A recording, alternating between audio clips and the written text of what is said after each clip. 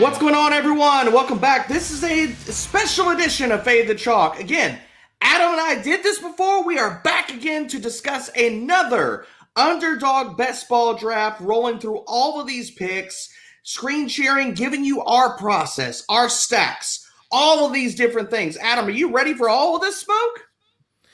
I'm ready, and I'm not a Packers fan all of a sudden, I promise.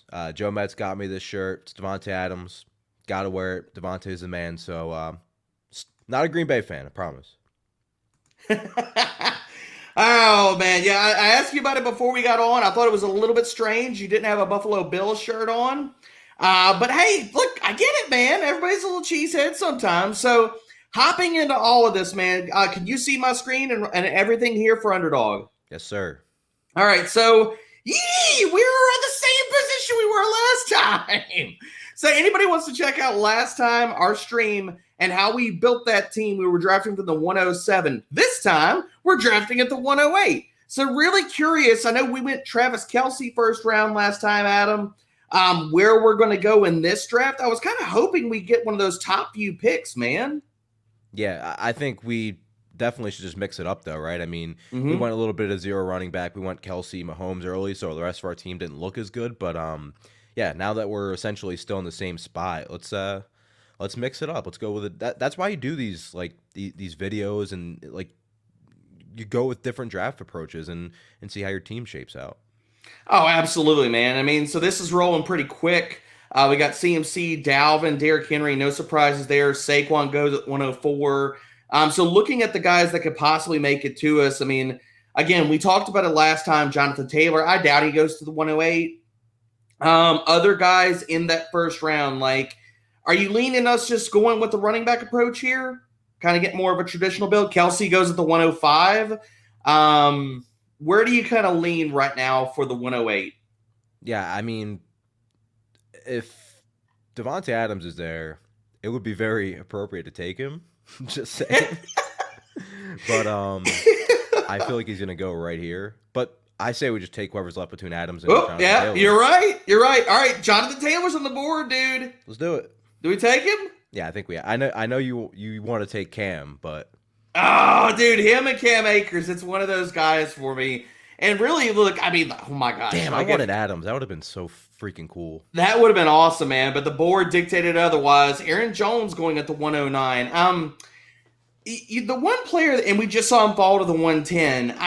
Ezekiel Elliott, man, I get what he did last year.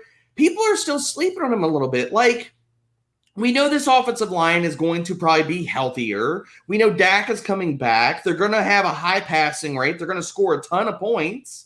I mean, I'm in on Zeke, man. Like, I think you could talk me into taking him at the 106, 107. I don't think you have to right now, but I think he's a great value if you can get him closer to the turn in first round. I like Zeke a lot because I think, honestly, if you just watched him, like, we saw Zeke fumble more than we've ever seen him fumble. And I honestly think a lot of those came after Dak got hurt, and he was just trying to I think he was trying to score on every play. I honestly do. Like, I feel like he was just trying to make the most happen on every single carry, and it ultimately kind of hurt him in the end. Plus, the offensive line was completely banged up.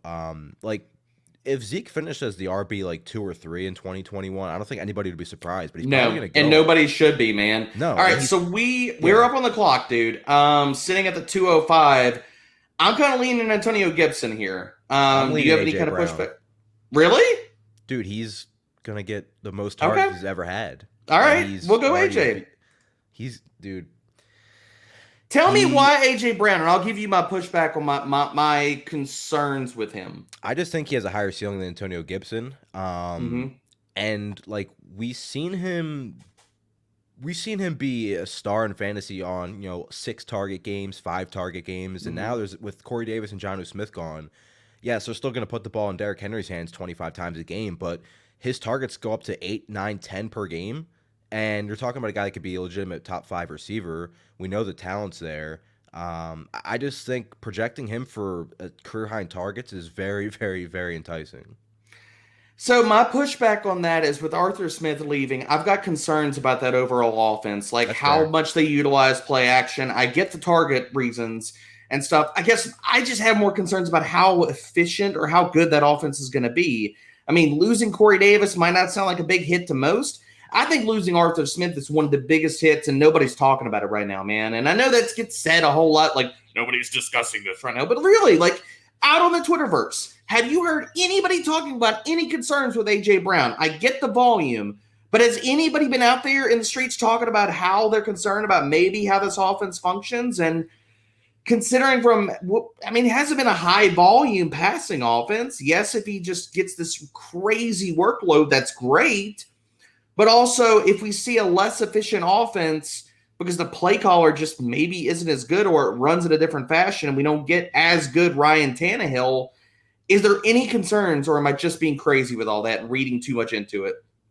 I mean, it's possible. Like, if this offense, because they've been one of the most efficient offenses in football since Ryan Tannehill's been there, if they all of a sudden, with Arthur Smith gone, don't have that same efficiency, then yeah, everybody's going to take a hit. But for me, I just think there's so much potential still for A.J. Brown.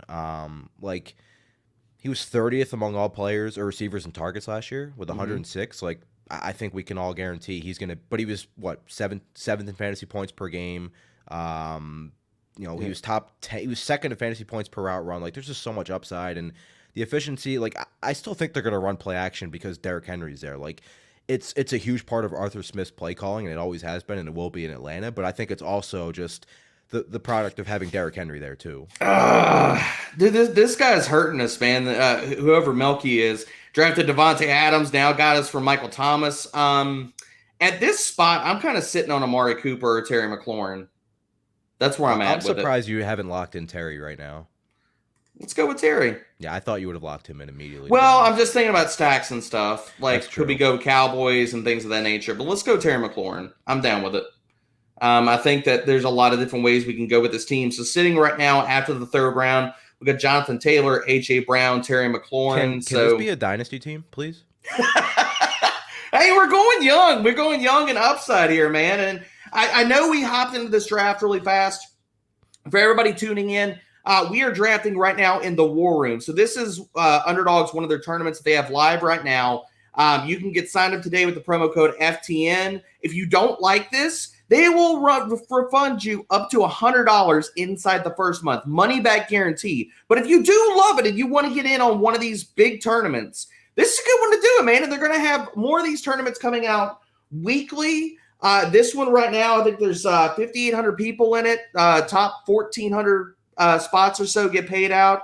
First place is $1,000, and the entry is only $10. You can max out at $150. That's a good spot, man. I love it, man. Like, I was in a few of these tournaments, got this close to making the final tables on two of them.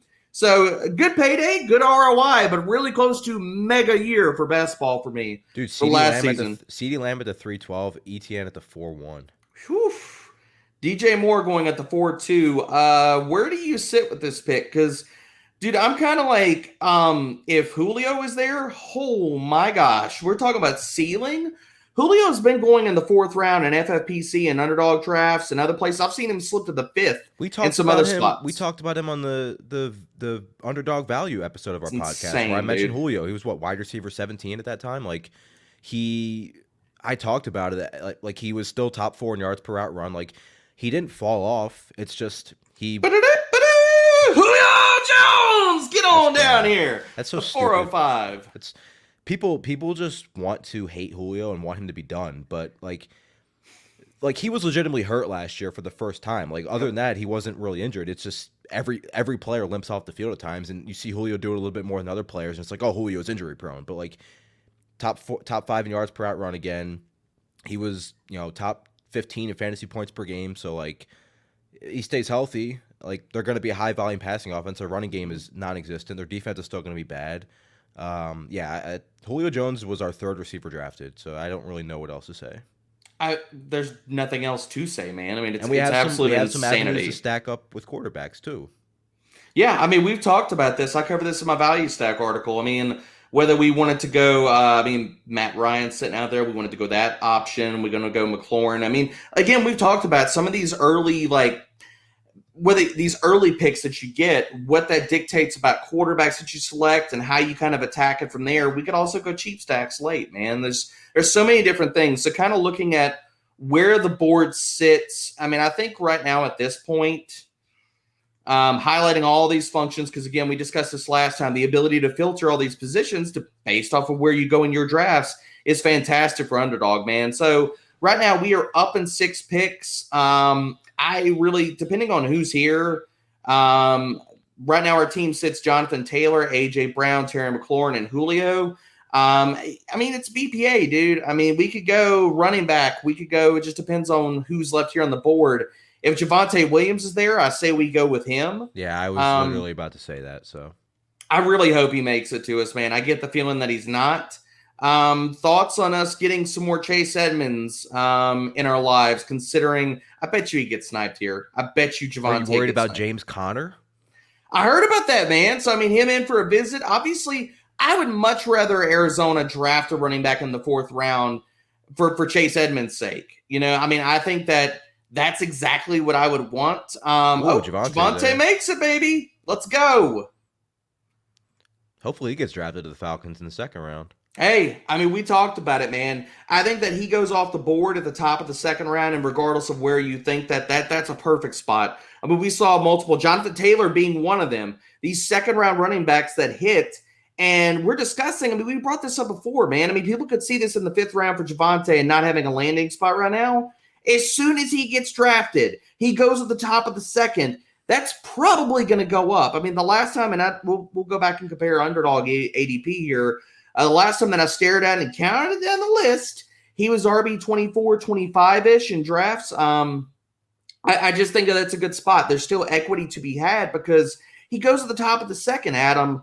He's going to have at least the idea of a path that he could definitely pay off in spades at that spot. But sitting at RB 24, what are your thoughts on Javonte? I know that you were in on picking him, but do you see a massive ceiling for him even at that spot?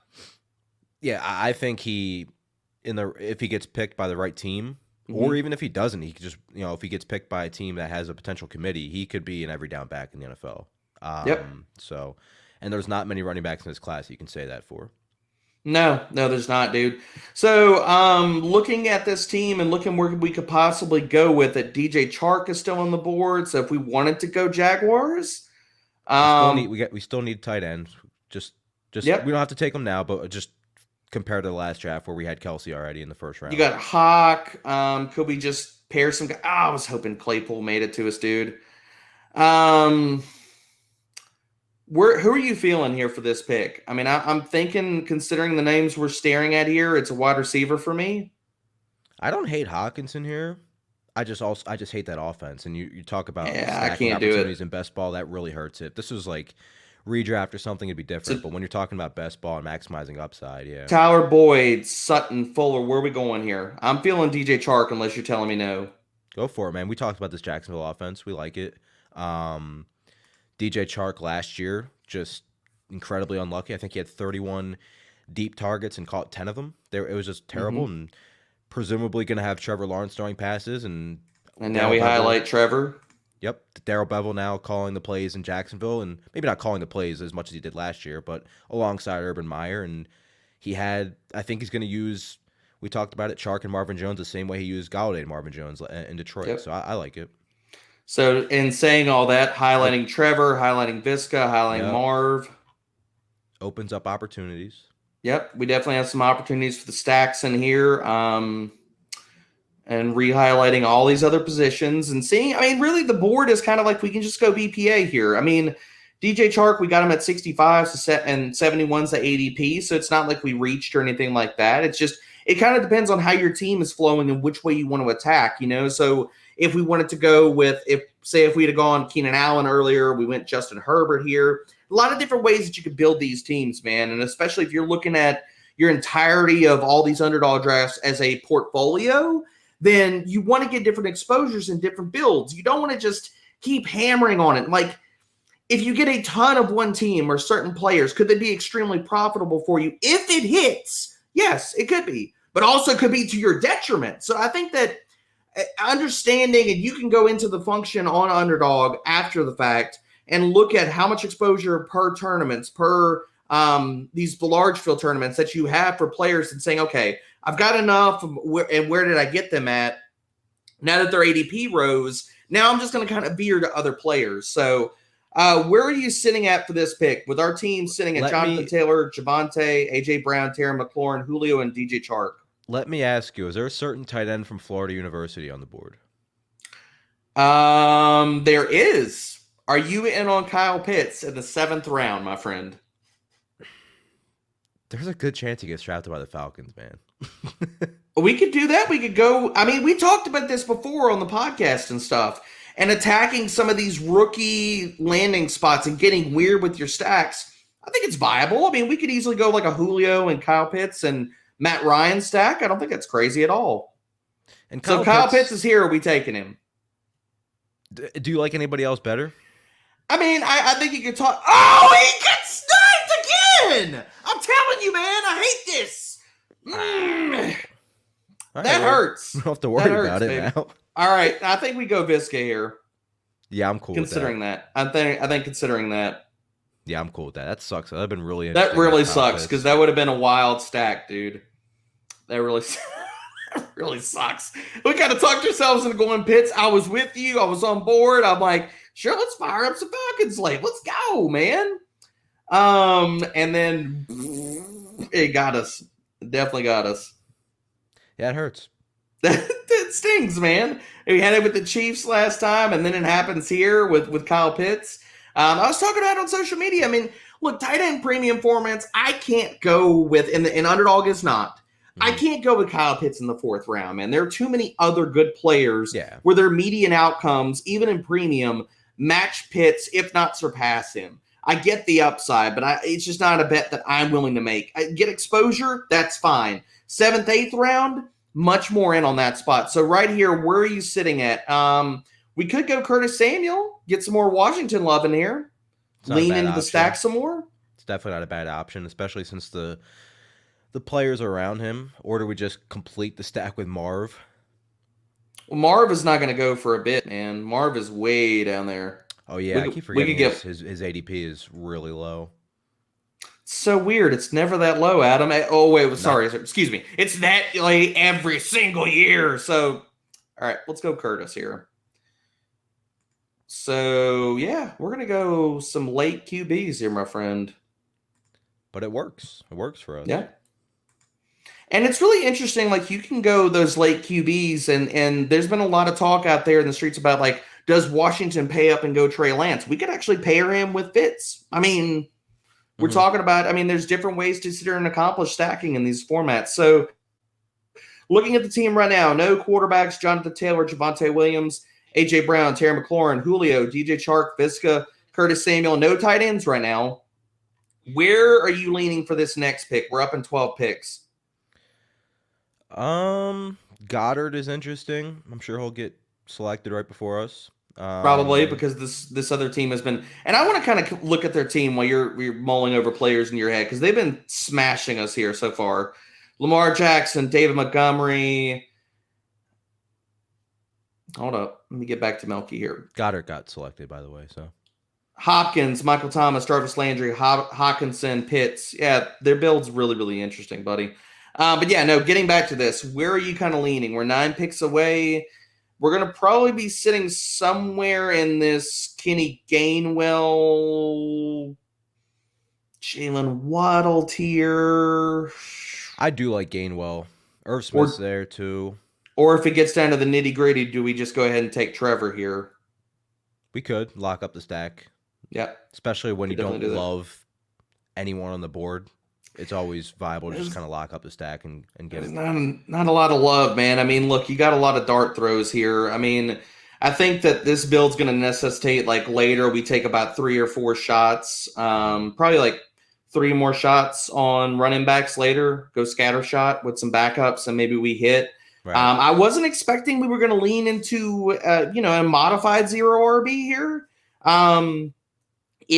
I mean, Javonte kind of throws that off, but I mean, still we're leaner on just the way that the draft board has fallen, we're leaner on running backs than we definitely are versus wide receivers. I mean, our receivers are stacked, dude. AJ Brown. It didn't help that Julio just wouldn't get picked. I know, man. Like, his ADP is egregious right now. It's absolute insanity. Like, Julio's sitting there in the 4th and 5th round in a lot of these different drafts. It's one of the reasons why you want to get in on these drafts right now and get in on them early, because ADPs like that are not going to last, dude. They're just not. Like, it's craziness to me.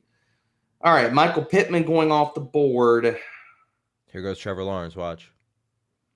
Dude, I would be tilting my face off if that happens. Tannehill goes, so thank God we didn't speak his name into existence. All right, we're going to take Trevor here. Trevor goes at the pick 104. His ADP is 114. Once you get into these middle and late rounds, there's no such thing as a reach. Right. You start thinking about your stacks. You start thinking about your overall team build, upside, what swings you want to take. So, I mean, right now, considering we could garner the whole Jacksonville offense pretty easily, man. I mean, do you want to go Marv here and just go full-on triple stack, or do we just go BPA? I mean, I'm kind of leaning, since we already got DJ Chark and Visca, we probably got enough of this offense right now, and we probably just lean into, like, whoever's available right now. But we're looking at these options right now. We got Corey Davis, Mike Williams. I'm not going to go for David Johnson. Irv, do we go with Irv, or do we go with Bateman? Where do you lean? Or do we go Marv? I like either Irv or Marv, and if you want to just get a tight end because we're missing one right now, I'm perfectly fine with that. And I get, like, the fact that we already have Chark and Visca, so, like, we don't necessarily need to take Marvin Jones. I'm going to go Irv here. At the 10th round, I think it's good. We know the red zone equity that he has in this offense. His routes were massively upticked as far as routes per dropback after he got healthy down the stretch. Yeah. I'm still in on him, man. I still think that he has top 5 upside this year. I know people might shy away from that, and they talk about, Conklin and his usage, but I'm still in on Irv. Your thoughts? Yep, I am too. It's a concentrated passing offense, although it's a low volume one, and the targets are going to go to Thielen and Jefferson first. But Irv Smith's a player who was among the league leaders in yards per target among tight. Like, he doesn't need 8-7 targets to be really good in fantasy. He only needs 4 or 5, and if he gets that and the routes are up, like, again, snaps with tight ends. Stop talking about snaps. We don't care about snaps for tight ends. We care about routes. Don't care about snaps. Snaps percentage is such a noisy thing, and it doesn't matter for freaking tight ends. All I care about is, like you're talking about, when you're on the field, how many routes are you running? Routes per dropback. That is what we want. And people are like, well, the target share wasn't there. Or they talk about that with running backs, and I'm like, if they're out there running routes, eventually they're going to get targets. Like, that's what you want, man. They're not just out there. Put it this way. They're not Demarcus Robinson. They're out there just running wind sprints. So I think that as long as they're running routes, targets are going to come, dude.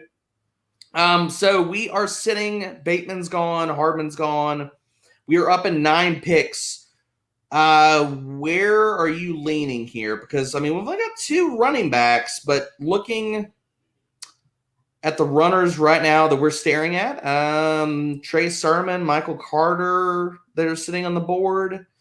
Any thoughts on them versus, do we go with a wide receiver? Do we stack? I mean, where do you lean here, Adam, as I highlight the rest of these positions back? The running backs aren't exciting. Like, Gus Edwards isn't an exciting pick, but, like, he's going to get 10 touches a game, and if anything happens to Dobbins, he's going to be the RB1 on the most run-heavy team and probably the best running scheme in the NFL, so there's potential there.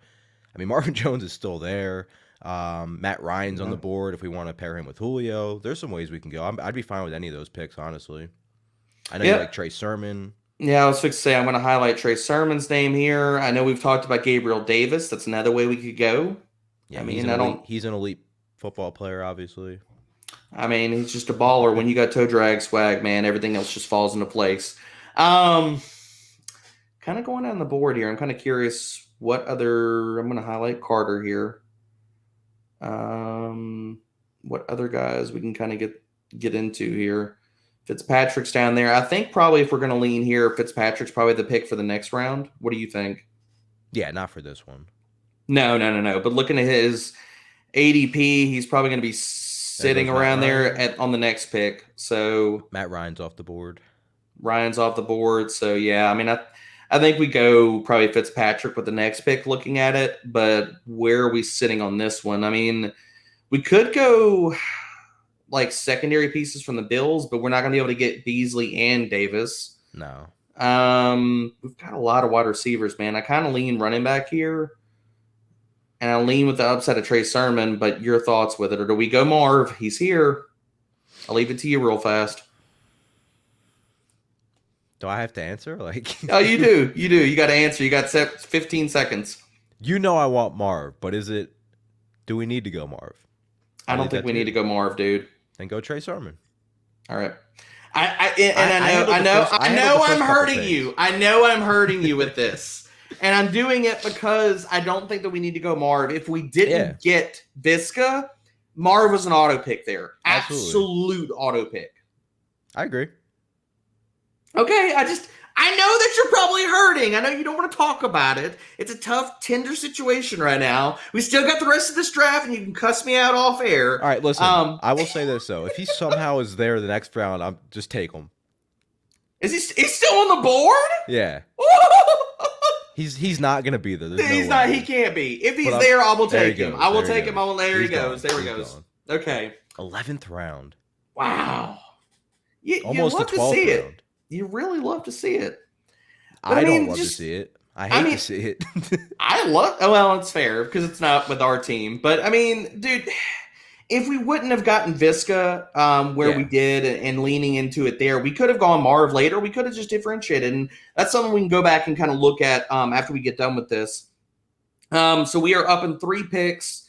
Anybody standing out to you right now? I think that where we're at on the board – we either go, I think it's we complete the stack with Fitzy, or let me look at our receiving options. So we got A.J. Brown, McLaurin. I think we've leaned a bunch into Washington, man. I think we can go upside with another quarterback late, but I think right now, considering we got 2 of those passing options for Washington, I mean, I'm kind of with us leaning and going with Fitzpatrick here, but your thoughts? I agree. I think we just lock it up, and then we just go BPA the rest of the way, man. Yep. Okay. Ooh. Look who just came off the board. That's painful. You hate to see that. You do. I do, because that hurts. All right. Let's go Fitz here. And now, I mean, we got the 2 quarterbacks, man. We could go a third later if we wanted to as a tertiary. We could just go with these 2 guys. It just depends on how we want to roll it. I will... For our purposes, and he's going Trey Lance. super late. I'm gonna highlight Trey Lance again. We're talking about getting wild here, and again, if you're scattershotting these quarterbacks late and or the later rounds, you can do that. You know, you can go 2 quarterback build versus 3 quarterbacks and kind of get weird with some of these builds because I mean it's possible Fitzpatrick gets the treatment that he got last year, and does he get usurped by a rookie? I mean, we could see that and. Look, Trey Lance, just rushing equity alone, could be a top 8, top 10 quarterback whenever he's getting the option to play, just based off of his equity in the rushing offense alone, man. Yeah, and, like, there's rumors that Washington's trying to trade up for him. Even if they don't, like, Trey Lance is going to be, like, at the NFL level this year. He's going to be a top 12 pick in the NFL draft. And is he going to start right away? Probably not, but there's a very good chance he's under center at some point this year, and with his rushing, he's going to be fantasy relevant. Like, do you always want to go 3 quarterbacks? Not necessarily, but it's not a terrible strategy. And like, again, like Fitzpatrick could be usurped in general. Then we'd have Trey Lance as a backup anyway with a lot of upside. So as one of our last picks, maybe our last pick, like it's not a bad option. It's not even really a risk because it's not like he's not going to play this year. Well, and so getting down to these next few picks, we are going to be sitting. So we're in the 13th round. After that, these are 18 rounds. So you've got the 14th, 15th, 16th, 17th, 18th. You got 5 picks left. This is kind of where you start looking at your overall team build and what spots are you filling in late. You know, so we would need another tight end. So that's one of our picks. So four picks after that. We probably need to get 2 more running backs. So we don't want to really go with more than like 2 wide receivers at all with these last few picks. And if we wanted to go, say, scattershot 3 tight ends, I'm not against it, considering we didn't pay up for the position. And I know social media got straight up on our heels about it last time and said, well, you got Travis Kelce and you picked 3 tight ends. Hey, go back and watch the video. There was a discussion point in that video on why we kind of went some of the directions that we did with some of the quarterbacks. So go check it out. You still want to throw shade at us? That's fine. I'm here for it. But Adam, looking at this pick, where do you sit with this one? I'm kind of leaning Gabriel Davis here, man. I mean, maybe we go Madison because if somebody gets, there goes, of course, Madison goes because I said his name. Where do you sit with this one? Toe drag. All right, toe drag it is. Let's go. 4 days, man. Couldn't get Marv, but I'll take Gabriel Davis. Hey, I'll take him too, man. He was the deep target in that offense last year. I know everybody's so worried with Bandy landing there, but Gabriel Davis can still have a role. They ran with the most 4 wide receiver sets in the NFL last year. That's not changing with Dayball still there. So he's going to have a role. He's going to have spike weeks. He gets you 2-3 spike weeks out of the season. Also, 13th round. Yeah.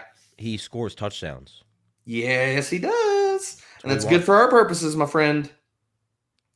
So 7 picks away. Where are you leaning with this one? We've got 1 tight end, 3 running backs, 7 wide receivers. I think that we need to go with a runner or a tight end here. But where do you think? Yeah, I mean, the running backs are obviously not exciting. No, they're not. At all. Like Singletary's down there, and he might enter the season as the quote-unquote starting running back, but we know how limited the upside is in that offense. Rashad Penny, who knows if he's going to have a role this year. He's obviously going to be healthier entering the season, but Chris Carson's back. Yep. It's not pretty. Nope, it's really not pretty, my friend. I think we got enough out of Washington. I don't really want to go to the J.D. McKissick route, even though it makes sense here. Daryl Henderson, could we go that route? I mean, he's a high-end man. Anything happens to my dude, my heart, my soul, Cam Akers, we know that he's going to walk in there. There's no Malcolm Brown's gone, yeah. There's no Malcolm Brown to hurt him. So do we go there as the high-end handcuff? What is this? Middle of the 14th round? You could do worse than Daryl Henderson. They clearly want to run the ball still. Yeah, I think we take it, man. With Stafford, but I'm fine with it. It's not exciting, but no, it's not exciting. It's not one of the picks where you're just leaping, cutting backflips and stuff of that nature. But considering, I mean, we took him around where his ADP is, looking at the build of this team, we're going to need some help and for these running back spots to hit for this team to pay off anyway. But in these large field tournaments, man, getting weird with some of your builds on like some of these running backs and handcuffs and differentiating your teams, it can definitely pay off because you make it to that final table. How is your team different than all these other teams that are there with the final 12? And what does that look like? Who are the players that you have that maybe not many other people have? I thought Rashad Penny was another one I was willing to look at coming around. But, of course, Melky takes us, snipes us again. I'm really interested to look at that team build, considering how many picks we've been on in this draft and been like, like, there's definitely enough for me to sit here and notice it, man. Mm-hmm. All right. So we're 10 picks away, going into the 15th. We got Trevor Lawrence, Ryan Fitzpatrick, Jonathan Taylor, Javonte, Trey Sermon, Daryl Henderson, A.J. Brown, McLaurin, Julio, T.J. Chark, Visca, Curtis Samuel, Gabriel Davis, Irv Smith. Where do you sit on where we need to go? I think that we need to go, for me, it's running back or tight end. That's kind of where I'm at. Where are you at on this? Yeah, what about Anthony Ferkser? It's interesting, man. Give me the case. Give me the case of Ferk. Pair him with A.J. Brown. He was already running a lot of routes last year anyway. Now Jonnu Smith's gone. Corey Davis is gone too. Okay. There's probably higher ceiling tight ends in this range, so we can still go elsewhere. Like Adam Troutman's down there. We talked about him in the last one. Yep. Jared Cook. Like, I think it's interesting at this point with Ferkser if we're just looking for a second tight end. Yeah, I think he's really interesting. I mean, I'm with it. I think we go Ferk. Okay. I also just the zombie corpse of Todd Gurley just went. That's always fun. Still not even on a team. And still not even surprised. It just is what it is, man. I mean, you can't be surprised. Can we just take Justin Fields just because we love him? Oh, Hey, I'll do it. I don't care. No, we don't. We don't have to. I don't care at all. I'll take Justin Fields. You know my love for Justin Fields. I mean, he gives us the upside with a quarterback at this spot. Oh, you got to be kidding me, man. Come on. Good Lord. Well, all right. Cole Kmet. Now, where are we at? Where do you want to go? You want to go Kmet? Same kind of idea? Troutman just went too, so we could go Cole Kmet. We could go Justin Fields. I kind of want to take Justin Fields. Bruh. Let's go. Let's go. Let's go. Yes. I'm here for it. Bye-bye, Trey Lance. Bye-bye, boo-boo. You going. I'm here for it, dude, because here's the other thing. We didn't pay up for our quarterbacks. We got our stacks there. Justin Fields is that other high-end piece. If you're going to go QB3, he's the guy in that mold, like we were talking about with Trey Lance, that can offer you multiple top 5 weeks and even outscore Trevor Lawrence or Ryan Fitzpatrick and end up winning us a week, man. And you don't, considering his equity, like, and where we got him at in this point, I mean, look, his ADP is 148. He fell to 176. Mm-hmm. That's a value, man. That's a fantastic value. But okay, so looking at this build now, we need to get us under the tight end here, dude. Yeah, got picked right after us. No QB. We're taking that off the board. Where are we sitting at for tight ends? I don't want no Jared Cook in my life. Zach Ertz. Parham. Yuck. OJ Howard. I mean, at this point, do we just go Zach Ertz or do we just go our wide receivers? Zach Ertz would be interesting if I knew he was going to be on a team. Like the Eagles still. He's still on the Eagles right now? Still have been contemplating trading him, but he's going to play this year no matter what. Let's go Ertz. He falls into a volume spot. I mean, at this point, you could see him land with a lot of different teams, dude. Yeah, and worst case scenario, he doesn't get traded, but he's not going to just sit out the season. No. I mean, we got the ceiling pick with Irv. We mesh him with Zach Ertz. If he falls into another volume spot, then, I mean, it's fine, man. I think that he's, at this point in the draft, I mean, it is what it is. So sitting in the 16th round, we got 2 more picks. I think that it's go running back and maybe another wide receiver. Yeah, running back dart throw with one of the late players here. I think it's running backs and receivers what we're down to. So looking at what's left on the board, Damian Williams in Chicago, worth taking a shot on. What are your thoughts with him? Meh. But I feel like you're going to feel like that a lot about Elijah Mitchell's there, like some of the rookie running backs. That Marlon Mack? But yeah, Marlon Mack makes sense. Marlon Mack with Jonathan Taylor? I don't hate that. I think that there's at least some sense you could talk yourself into that pick. So don't hate that at all. Keyshawn Vaughan. I'm not believing Bruce, but I know it's a crowded backfield, man. I mean, it only takes one injury. Like Rojo or Fournette gets hurt. Yeah, until they draft a running back at 32. And until they draft like a running back, at 32, or they take somebody in the second and then just totally just nuke the pick. Do we go with the ever always present squash daddy himself, Mr. Mustache, Giovanni Bernard? Last pick of the draft? I know, but where does he land? Could he land in Arizona? They're looking at better running backs. Could it not be James Conner? Could it be him? I guess it could. Hey, I'm telling myself stories here, Adam. Don't squash them, okay? Bryan Edwards is really interesting here late, too. Mm-hmm. So I think it just depends on, and I'm going to take Damian Williams because the more I've thought about it, I can't talk myself into that. I just can't do it, dude. Yeah, I think right now, just considering what the board and the way it is right now, I mean, I'm kind of in on.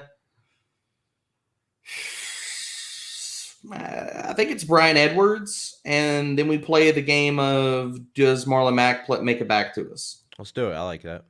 Okay, that's kind of where I'm at with it. I mean, then we're done with wide receivers, and we've got obviously a bunch of different running backs that we feel are kind of in that same tier of just darts. What do you think about Bryan Edwards for this year? Because I think that there is definitely like a possibility he walks in, he takes over the X role, or at least he's the deep role that Nelson Aguilar had last year. It's not John Brown. What do you think his upside and his role could be for the Raiders this year? I think all these receivers' upsides capped as long as Darren Waller's there because he's going to see like a 27% target share. But at this point, 17th round, if John Brown can't stay healthy, then like it was just kind of odd to see Henry Ruggs not in that deep role last year. So like if that's not something that they're going to be able to consistently get out of him, then yeah, it could be Bryan Edwards as the X in this offense. Yeah, I mean, I definitely think that it's worthwhile, man. I mean, the thing of it is that we know Carr is not really willing to throw into a lot of those contested catch situations, but still, he could pay off, man. I think that there is opportunity to be had behind Waller. We've seen it. We saw it with Aguilar last year. So if it's not Brown, then it could be Edwards. And we saw them pay up in the draft for him last year. If his testing numbers would have been better. All right, I'm thinking Marlon Mack here. Any pushback? Nope. Final pick. Pair him with pick. Jonathan Taylor. Good to go. Pair him with JT, and that's going to close this draft out. A few more picks, and it'll be Dunzo. So looking at this team right now, 3 quarterbacks, 5 running backs, 8 wide receivers, 2 tight ends. You could make easily the conversation of could we have gone 3 tight ends there? Yep. Could we have gone over going 3 quarterbacks? I think that there's different talking points, especially for both of them, which we can kind of look back whenever this finishes out. We'll pull up the grid and kind of walk through some of that. But quarterbacks, Trevor Lawrence, Ryan Fitzpatrick, Justin Fields, Jonathan Taylor, Javonte Williams, Trey Sermon, Daryl Henderson, Marlon Mack at running back. Wide receiver, we are stacked, man. A.J. Brown, Terry McLaurin, Julio, DJ Chark, Visca, Curtis Samuel, Gabe Davis, Toe Drag Swag himself, Bryan Edwards, Irv Smith, and Zach Ertz. Thoughts on this team, Adam, as we kind of overlook the whole roster? I like it. We probably could have locked up another tight end. I probably feel a little bit better about this team if we end up getting like Cole Kmet in that spot or one of those tight ends. And it just kind of worked out. Like, did we plan on going this receiver heavy? No, but when Julio Jones is still there in the 4th round and things of that nature happen, like you just can't pass on some of these players at these values. So, but all in all, I like the team. I think our quarterbacks present upside because all 3 of them present some sort of mobility. Obviously, Fields is an elite running quarterback, not a running quarterback, but he's an elite quarterback who can run. And then Fitzpatrick can run a little bit. Same with Trevor Lawrence. So they give you that. Plus, they're going to throw the ball and be efficient and good in their offenses. So I like the quarterbacks. Yeah, I'm with it, man. So I'm going to pull up the grid looking at this team. So going back to our pick where we went, here, I'll pull it back up.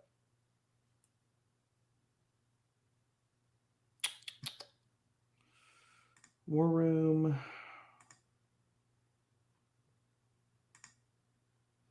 Okay. All right. Well, I don't know if going back through this, if I can get. Well, let me get the grid pulled back up here. All right. So looking at all of these different players that we got, I mean, I think that you could definitely make a case for going 3 tight ends over 2.